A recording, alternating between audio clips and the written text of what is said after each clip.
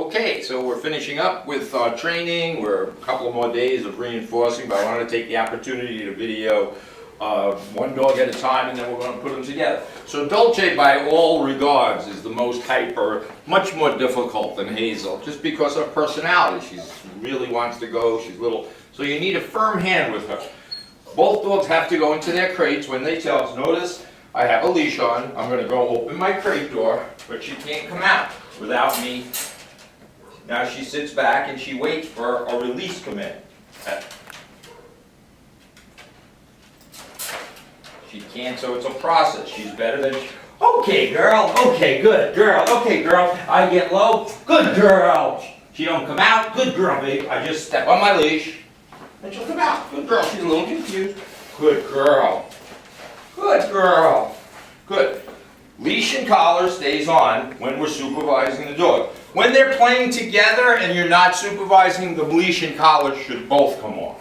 I reach down, I pick up my leash, good girl, and it's all about boundaries. I ask her to walk, heel, good girl. She walks on my left, I turn. It's freezing out, so we do this outside, of course, but for the purposes of I stop, sit, goes, good girl. But you see her hyper, she's ready to go. I step out my right, she stays still. There's no tension in my body. I'm not yelling, I'm not screaming. I come over here, I step out my left, and the dog walks. Good dog, good. Good dog. I stop, look at my hands. Sit, good. Step out my right, she stays. Then I put her on her free time. Okay, good girl, okay girl, good. And then I go about my business.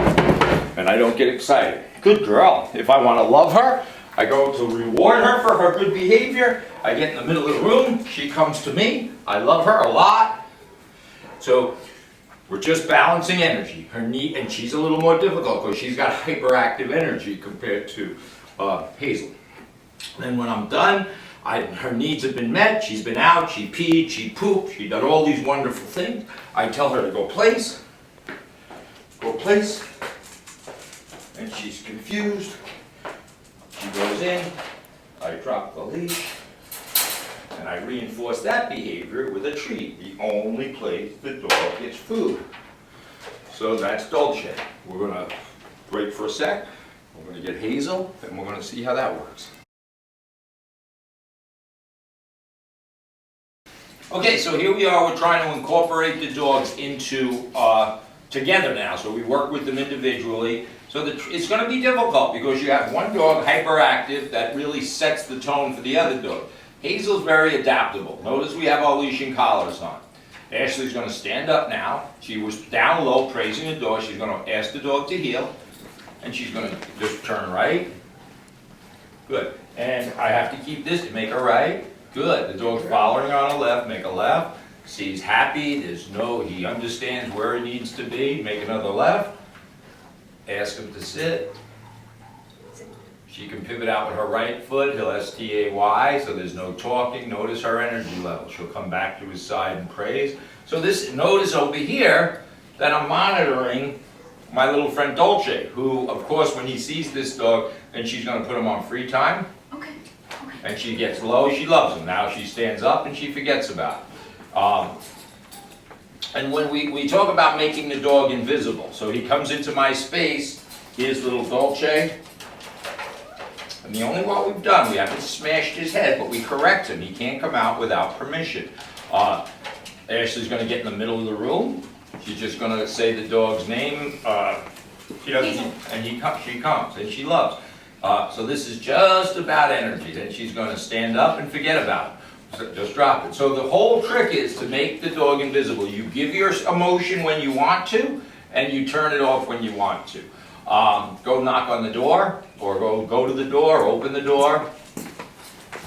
And we're just going to start keeping him away from the door. She uses her knees, and she can come in and out. So these are all the behaviors. And then we're going to cut for a minute, and then we're going to try to get these dogs back to... Actually, put him in his crate. Tell him to go place. And see how that works.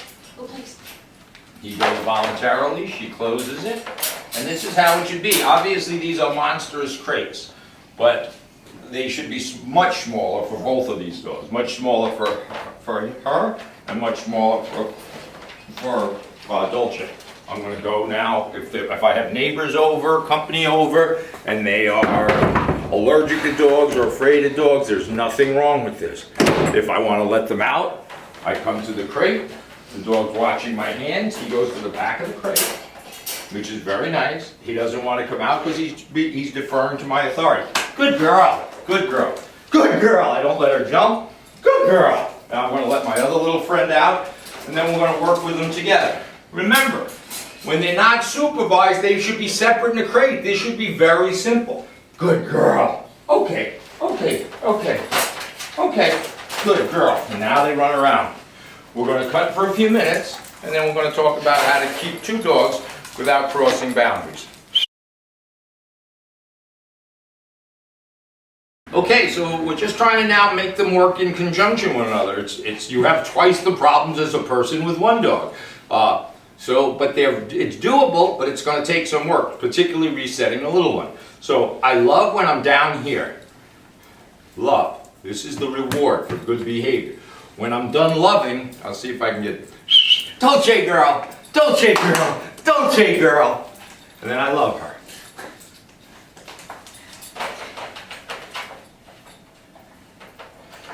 This is better than any food reward. Then I'm going to stand up. And then I forget them.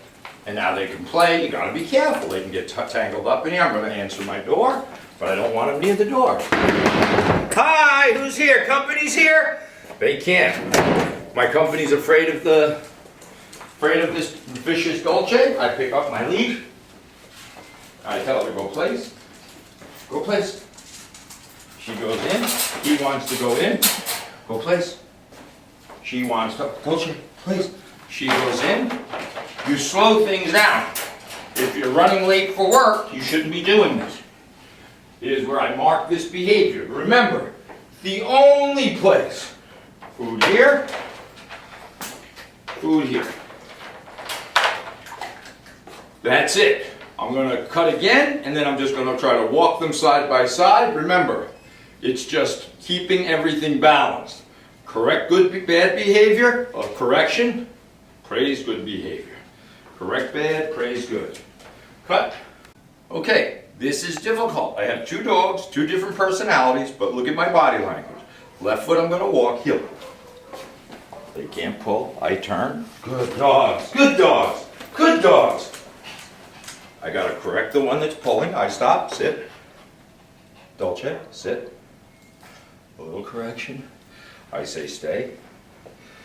They're looking at me as though they're going to get food, and I promise you, they have not got a morsel of food for this behavior. I promise you that. Walk with my left, heel. Sit. Dolce. It's a little more stubborn. Now I can open the door. She got up. Sit. Good girl. Good. Good. And I'll do this over and over again. I won't go out the door because she's too excited. They have to be, they can't anticipate what's going to happen. Heel. Good guys. Good guys. Whoop. Guys, sit. Good. Sit. Little one, Dolce. Sit. Correct harder. She's tough. Pound for pound, she's tougher than the other. Now I'm going to put them in their crates. Go place, guys. Go place. Go place. One goes in there. I'm reluctant to put them together. That's fine. Go place. I'm reluctant to put them together because I don't know them that well. So that's up to the, you guys if you decide you want to put them together, but I don't. So we're going to cut, go back. So she got out, I step on my lead, tell them to go place. Good. You'll retreat, close it. We're good. Now as long as the dogs got exercised, which they did here of course, they peed and pooped, which they did of course. Now they den. For how long? I don't know. People sleep all night, dogs sleep here all night, so they don't know the time of day, so they can be in a crate for 8 hours a day. What's the difference if they're in a kennel for 8 hours from 9 o'clock at night to 6 in the morning? Enough talking. This was a good experience. Remember, this is the beginning of this is the beginning of it. This is the beginning of a journey, not the end. We're in 7th grade of a lifelong learning experience. We're setting the tone. That's all we're doing. This is nice. This is nice. I want them out. What am I doing? I'm dropping down. Okay, guys. Good dog. Okay, Dolce. Good doggy. Good dog. Good girl. And that's it. You have to be careful. When you can't supervise, leashes and collars come off, or they're in their crates. Period. They don't run around with leashes and collars on. Thank you.